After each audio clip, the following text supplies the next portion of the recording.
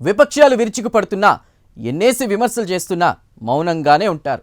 ఎప్పుడైనా నోరెత్తితే మాత్రం ప్రభుత్వానికి వ్యతిరేకంగా ధిక్కార స్వరం వినిపిస్తారు.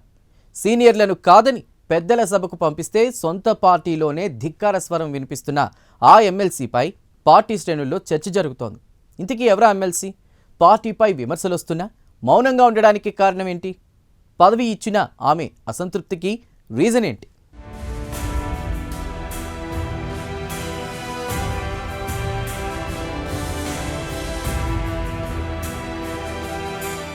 అధికార పార్టీలో ఎమ్మెల్యే, ఎమ్మెల్సీ, ఎంపీగా ఉంటే ఎలా ఉండాలి?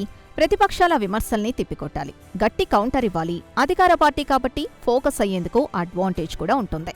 అధికార పార్టీలో కార్పొరేషన్ చైర్మన్ పదవి దక్కితేనే మహాభాగ్యం అనుకుంటారు. అలాంటిది ఎమ్మెల్సీనో రాజ్యసభో దక్కాలంటే పెట్టి పుట్టాలి. పార్టీలో వారి కష్టంతో పాటు ఎంతో కొంత అదృష్టం కూడా ఉండాలి. లేడీ సూపర్ స్టార్, ఫైర్ బ్రాండ్గా పేరున్న విజయశాంతికి అలాంటి అదృష్టమే దక్కింది. 2023 అసెంబ్లీ ఎన్నికల కంటే ముందు బీజేపీలో ఉన్న రాములమ్మ ఎన్నికలకు నెల 2 నెలల ముందు కాంగ్రెస్ పార్టీలోకొచ్చారు. అప్పటికే పదవులిచ్చేందుకు పార్టీ అధిష్టానం ఎన్నో నిబంధనలు పెట్టుకుంది. పార్టీ పదవులు, ఎమ్మెల్సీ, కార్పొరేషన్ చైర్మన్లు కావాలంటే 3 ఏళ్లు పార్టీలో ఉండాలని, వేరే పార్టీల నుంచి వచ్చిన వారు ఆశలు పెట్టుకోవద్దని నిర్మోహమాటంగా చెప్పేసింది.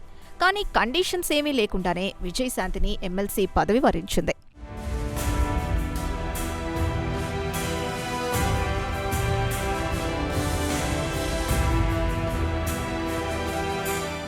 ఎమ్మెల్సీ పదవి రావడంతో ఇక రాములమ్మ రెచ్చిపోతారనుకున్నారు.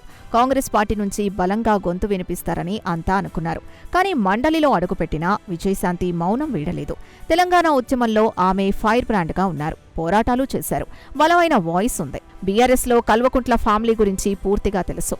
దీంతో విపక్ష పార్టీల నుంచి ఎలాంటి విమర్శలొచ్చినా గట్టి కౌంటర్స్ ఇస్తారని, విజయశాంతి మాట్లాడితే ప్రజలకు సైతం రీచ్ అవుతుందని భావించింది పార్టీ నాయకత్వం. మహిళ, బీసీ కోటా, ఉద్యమ నేపథ్యం అన్నీ కలిసొస్తాయని పార్టీ ఆశించింది. కానీ ఎమ్మెల్సీ పదవి తీసుకున్న తర్వాత విజయశాంతి మౌనం కాంగ్రెస్ పార్టీలో పెద్ద చర్చకు దారితీస్తోంది. బీఆర్ఎస్ 10 ఏళ్లలో అవినీతి, పేపర్ లీకేజ్లు, ప్రతిపక్షాల గొంతు నొక్కే ప్రయత్నాల్లాంటివి ఎన్నో చేసిందని ఎన్నికల కంటే ముందు విజయశాంతి విమర్శలు చేశారు. కానీ ఇప్పుడు బీఆర్ఎస్, బీజేపీకి కౌంటర్స్ ఇవ్వకుండా మౌనంగా ఉండిపోవడాన్ని ముఖ్యనేతలు జీర్ణించుకోలేకపోతున్నారు.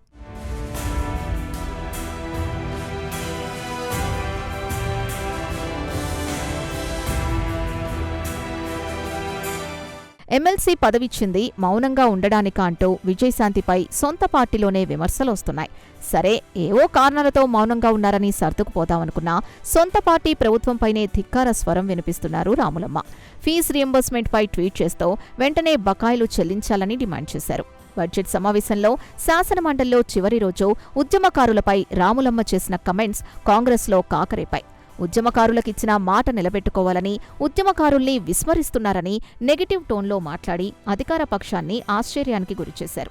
ఇక ఇటీవలే మహిళల భద్రత విషయంలో విజయశాంతి కమెంట్స్తో ప్రభుత్వం ఇరుకున పడాల్సొచ్చింది. పోలీసులు విఫలమయ్యారనే అర్థంతో ప్రభుత్వానికి రాములమ్మ కౌంటర్ ఇచ్చారు.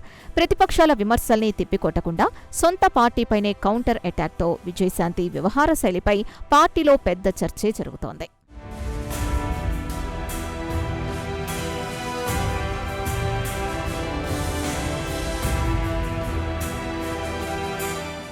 ఎమ్మెల్సీ పదవితో విజయశాంతి సంతృప్తిగా లేరని, మంత్రి పదవి కోసమే ఆమె ఇలా స్పందిస్తున్నారనే చర్చ ఉంది. నాకే హోదా ఉందని నేను మాట్లాడాలి అంటూ పలుమార్లు రాములమ్మ నర్మగర్భంగా కమెంట్స్ చేశారు.